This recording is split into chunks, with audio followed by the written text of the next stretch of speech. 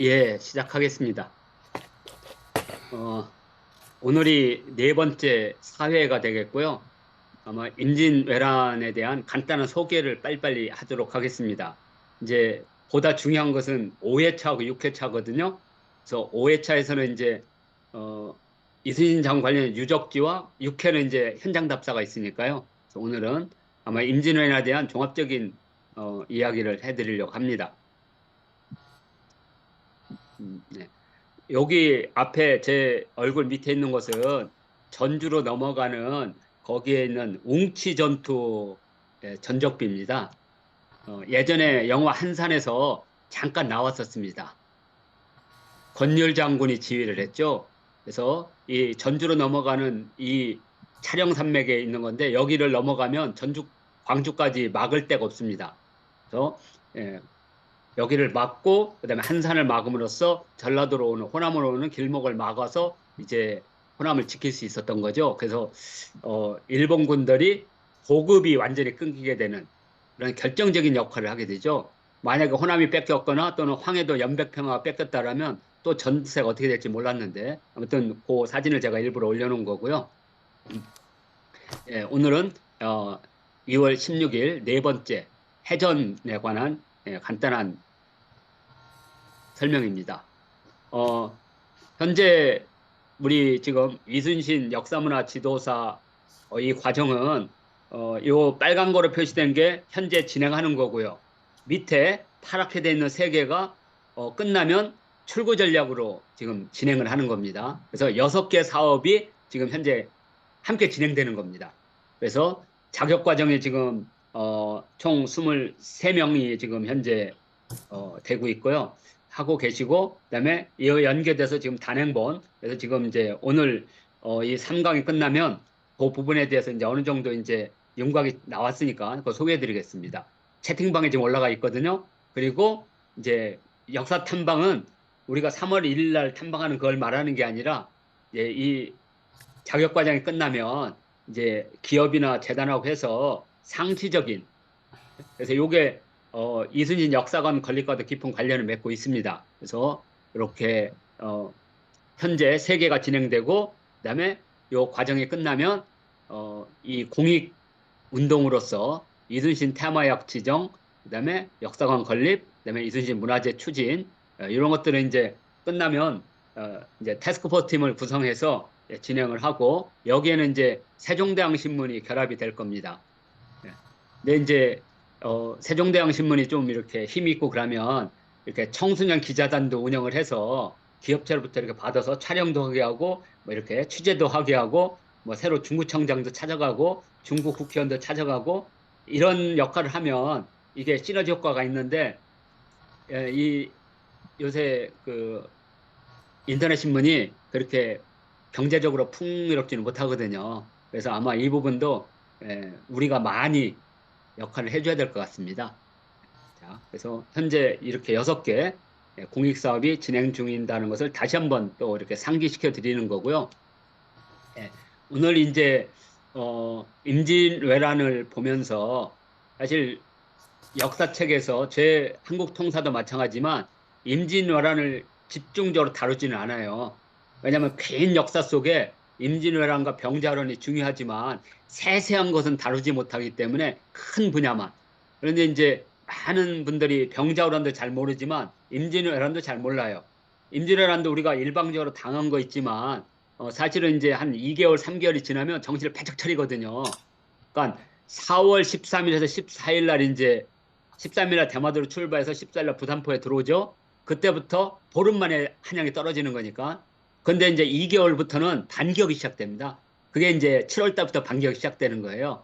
전주 웅치 이치 전투와 한산도 대첩을 마친 후에 이제 경상도라든지 황해도 이런 데서 막 반격이 들어갑니다. 그래서 요 순서대로 한다면 웅치 이치 전투와 한산도 대첩은 같은 날 바다와 육지를 지키는 아주 중요한 전투가 되겠죠. 만약에 이 전투 중에 하나도 뚫렸다면 이 뒤에 있는 수복 전투는 이룰 수가 없는 거죠.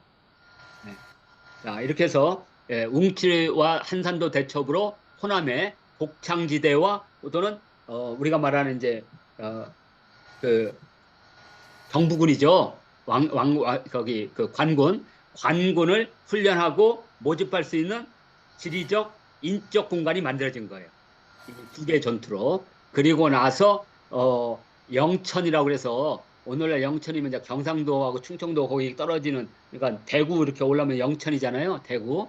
거기에 처음으로 영천성 수복 전투가 일어납니다. 그러니까 경상도가 그냥 4일 만에 다 떨어져 가지고 정신이 없는데 두 달 만에, 한 두 달, 석 달 만에 이제 영천성을 쳐들어갑니다. 관군들이 모여서 수복 전투가 성공하게 됩니다. 그러니까 일본 군들을 사실은 일본 군들이 이제 자유롭게 서울까지 이렇게 올 수 있는 길목이 사실은 불안하다는 이제 요소가 생긴 거죠. 그리고 나서 이제 북한 전투는 가등청정, 기똑 바요마사가 선조가 이렇게 북쪽으로 도망가니까 함경도로 가서 우회를 해서 뒤를 우회로 해가지고 차단하려고 갔던 전투인데, 오늘날 이제 함경도 마운령입니다. 황초령 마운령. 예전에 그 6.25 전쟁 때는 크리스마스 전투가 이루어졌던, 그래서 여기서 엄청난 철수를 하죠. 그게 우리 이제 유명한 이제 흥남부도 철수가 이때 일어나는 건데, 그때 일어난 전투가 북관 대첩이죠. 그래서 이 북관 대첩에 승리함으로써 일본군이 선조의 퇴로를 차단하지 못하게 된 거죠. 이게 이제 전쟁에서 결정적인 역할을 하게 되죠. 그래서 이제 북한 대첩비를 세웠는데 그걸 일본이 가져갔다가 그걸 갖다 그 어디야 그 일본 신사에 갖다 놨던 것을 이제 얼마 전에 우리가 찾아와서 박물관에 잠깐, 고궁박물관 옆에 잠깐 있다가 저기로 갔죠. 예, 지금 참가자분 중에 누가 자꾸만 음소를 해야 됩니다. 됐습니다. 자, 그래서 이 북한 대첩비가 들어와서 함흥박물관으로 보냈죠, 우리가.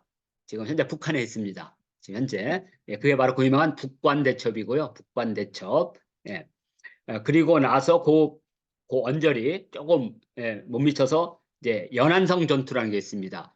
연안이라고 하는 것은 황해도 연안을 말합니다. 연백평화 할 때 그 연안입니다. 배천. 그러니까 연안과 배천을 해서 연백이라고 합니다. 연백. 그러니까 우리나라 4대 곡창지대 중에 하나입니다. 4대 곡창지대 하면 연백평야, 그다음에 여주를 중심으로 한 경기평야, 그다음에 논산평야, 그리고 호남평야. 이 네 개가 있는데 임진왜란 때 경기평야는 이제 일본한테 뺏겼잖아요. 그런데 권율이 독산성 전투를 하면서 경기 쪽을 탈환했죠. 그래서 경기평야, 충청, 논산평야는, 그러니까 호남평야는 우리가 차지했고, 이제 그래서 일본군들이 황해도에 있는 연백평야를 차지해서 수도권에 불량미를 대는 거예요. 왜냐하면 이 한산도에서 막혔기 때문에 불량미를 배라든 육지로 이렇게 접근할 수가 없잖아요. 그래서 일본군들이 연안성을 터들어갑니다. 연안성. 근데 이 연안성 전투에서 승리를 하게 됩니다. 그래서 황해도를 점령을 못했어요.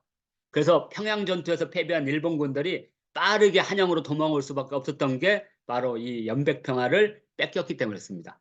탈환을 못했기 때문에. 뺏긴 게 아니라 탈환을 못했어요. 이걸 연안성 전투라고 합니다.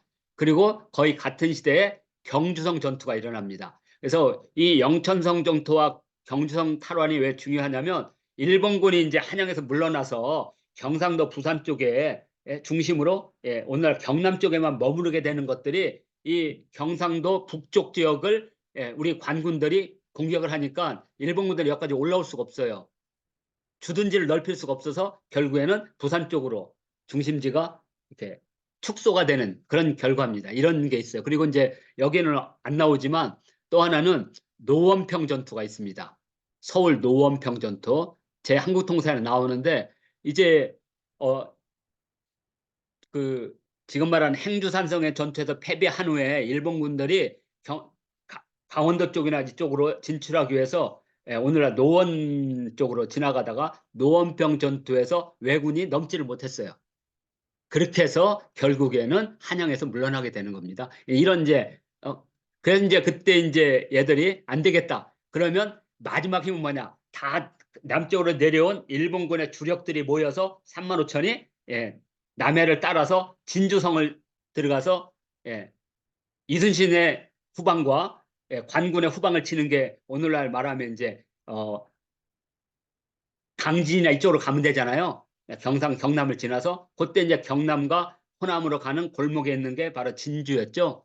바로 김시민 장군이 여기서 10월 5일 날 이 전투에서 호남을 차단함으로써 일본군들이 결국에는 부산에, 그러니까 이런 연관된 전투들이 일본을 오늘 부산에다가 묶어두는 결과를 합니다. 이제 거기에다가 이제 우리가 오늘 해전에서 바로 이제 부산포 전투가 있습니다. 이제 부산포 전투는 많이 안 알려졌지만 요걸 이렇게 하는 게 어떤 그 이렇게 전쟁을 공간적으로 좀 이해하고 시간적으로 이해하는 데 좀 필요해서, 그래서 여기 하나 빠져 있는 게 노원평 전투가 좀 빠져 있는 거고요. 자, 이게 이제 조선의 반격이고,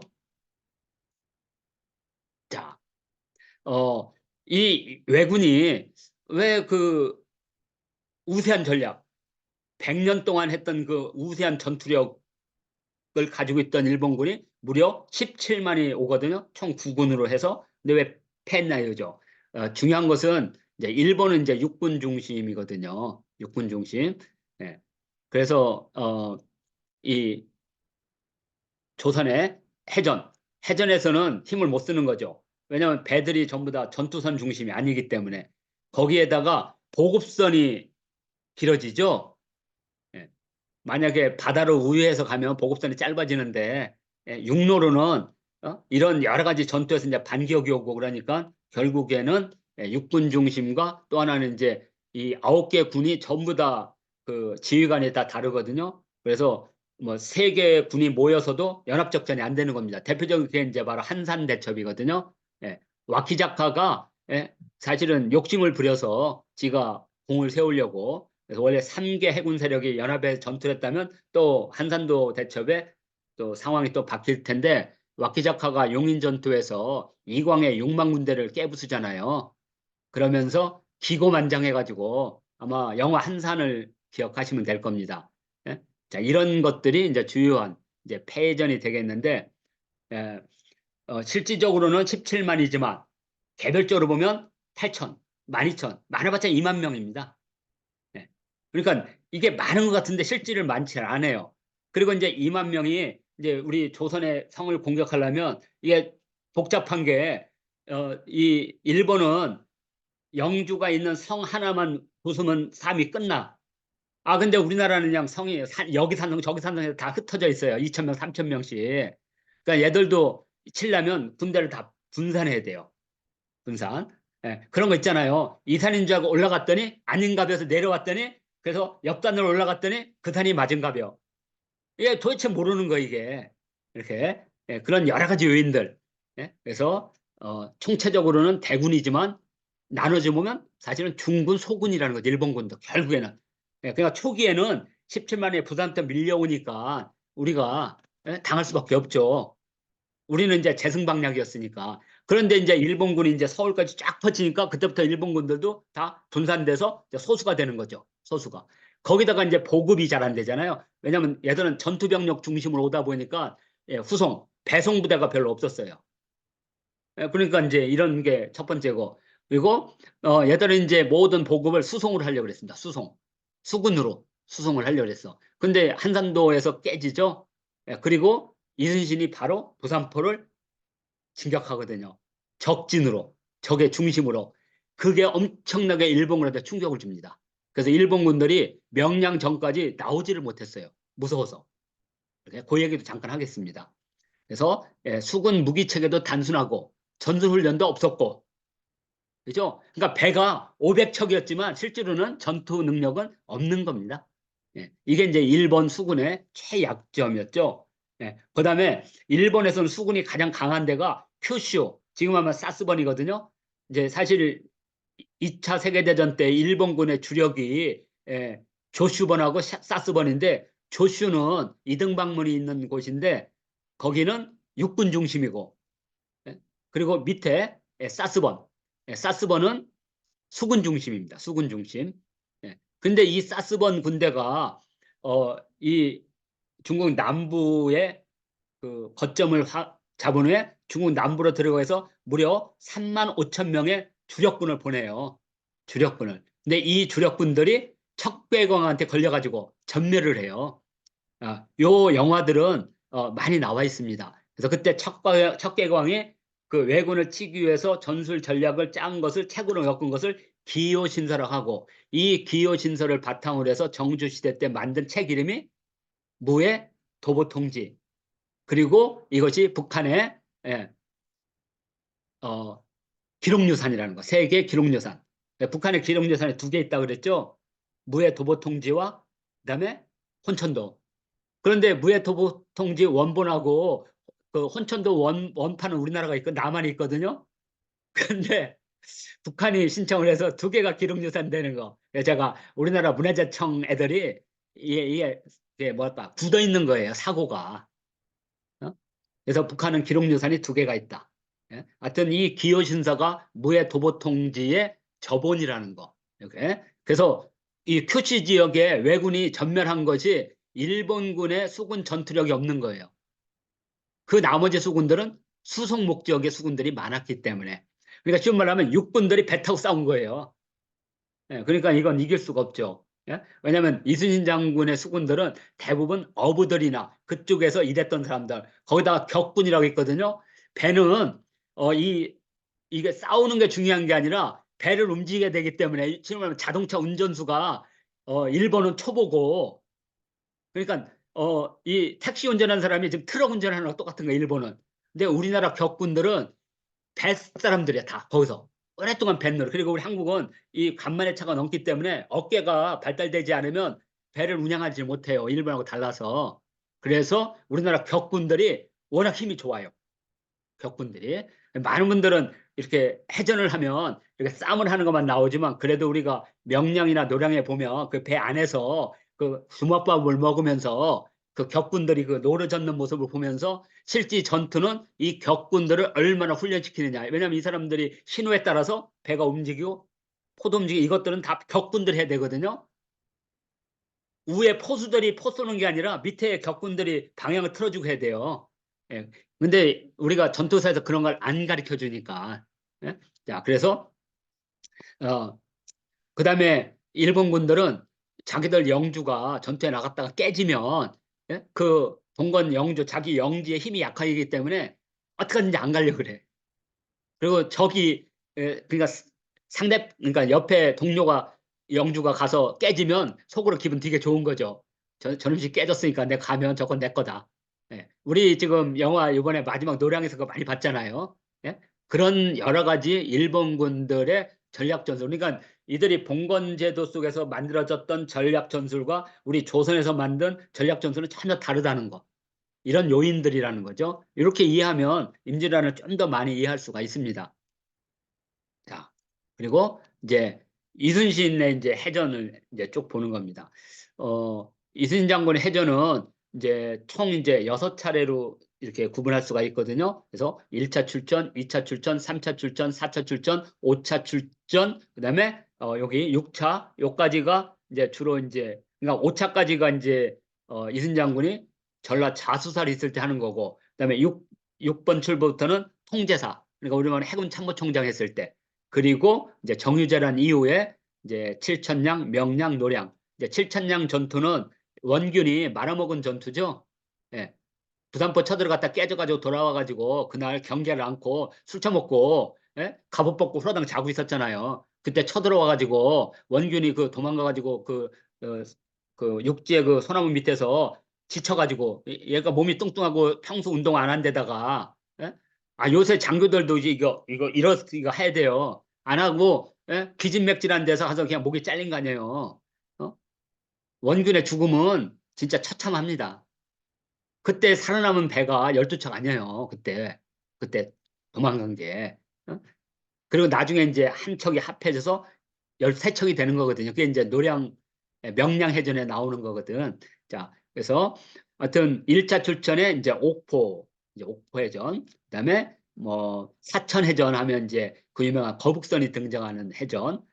그다음에 당포해전은 이제 전라, 우수영, 좌수영, 경상, 우수영, 원균까지 이역기, 원균, 이순신 연합 전투, 당포 전투라고 합니다. 당포 전투. 그다음에 부산포 전투가 있습니다. 이 부산포 전투는 여기 4차 출전에 끝에 보면 9월 달에 그냥 부산포 본진을 쳐들어가죠. 그때 백척을 깨트리거든요. 이것이 일본군한테 엄청나게 충격 준 겁니다. 왜냐하면 한산도 대첩에서 깨져가지고 얘들이 이제 반격을 준비하고 있었는데 이 조선 수군들이 쳐들어와서 그냥 박살을 내니까 그다음부터 무서워도 나가지를 못한 겁니다. 어디 숨어 있지를 몰라서. 이게 전투에서 무지 큰 영향을 끼칩니다. 그 이후에 7천량 전투까지 무려 5년 반에서 6년 동안 일본 해군은 부산을 벗어나지 못해요. 이것이 그 유명한 이제 부산포 해전입니다. 그리고 이제 3도 수군 통제사가 되면서 당항포, 장문포, 웅포는 그냥 가서 막 때리는 거야. 그냥 있는 이렇게. 자, 그리고 이제 서울로 잡혀와서 의금부에서 고문을 받고 백의종군 한우에 가서 그 사이에 원균이 말아먹은 전투가 그 유명한 칠천량. 그 우리 그 응답하라에 나올 때 사천하고 삼천포시하고 사천시가 통합해서 어떤 시 이름을 하랬더니 그 웃긴 애 있잖아요. 걔가 칠천시 해서 웃겼잖아요. 근데 맞잖아요. 사천, 삼천 하면 칠천. 그래서 사실 그게 칠천이거든요. 그래서 칠천량 해전이 그렇게 이해하면 편합니다. 예. 응답하라 모르세요? 응사? 응사에 나왔잖아요, 이거. 칠천량. 그리고 이제 우리가 영화에서 보는 명량과 노량. 이렇게 해서 이순신 장군의 단계적 해처가 총 7단계. 제가 아까 말을 잘못했고 1차, 2차, 3차, 5차, 6차, 7차 이렇게 돼 있고요. 예. 자, 이렇게 되면 이순신 장군의 단계적 해전을 이해할 수가 있습니다. 이걸 이해하면 다음에 이제 이순신 장군의 4대 해전을 좀 이해하기가 편하거든요. 그래서 이렇게 잡은 거고요. 예. 자, 이렇게 해서 첫 시간 4회 1강 첫 시간을 마치도록 하겠습니다.